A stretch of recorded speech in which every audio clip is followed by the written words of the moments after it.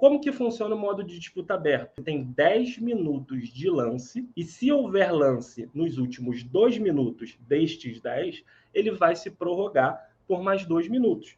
E assim sucessivamente. Tá? Assim funciona o modo de disputa aberto no decreto 10.024 de 2019. Há quem diga que é o modo doação. Até falei disso lá com o licitante, né? É o modo doação, porque ele é um modo de disputa que ele só vai fechar se realmente não tiver lance.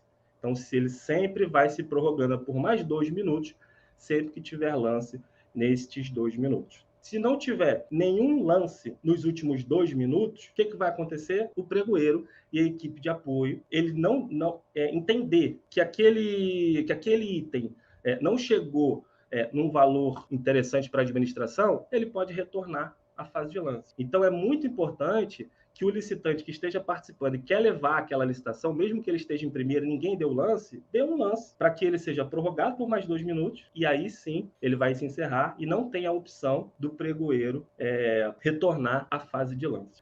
Outro ponto importante sobre o modo de disputa aberto, tem que ficar atento ao intervalo mínimo entre os lances. Tá? Porque no modo de disputa aberto, no decreto 10.024, é obrigatório o intervalo mínimo entre os lances, seja de valor ou seja de percentual. Então, eu preciso me atentar muito em relação a isso, porque uma coisa é o intervalo mínimo entre os lances de valor, de R$1, R$10, R$1.000, 1 centavo, outra coisa é o percentual. Então, mais um ponto importante que eu preciso me preparar quando eu for participar do modo de disputa aberta. Tá? E esse intervalo mínimo entre os lances, ele é em relação ao menor lance, o arrematante, e em relação ao meu lance. Então, por exemplo, se o menor lance está em R$200 e o intervalo mínimo é de R$10, eu quero ir para a primeira colocação, eu vou dar o lance de R$190, no mínimo de R$190. Agora, se eu quiser ficar em segundo, em terceiro, em quarto, em quinto lugar, eu posso dar um lance tirando apenas a minha diferença de R$10. Eu não preciso tirar o do primeiro colocado, obviamente.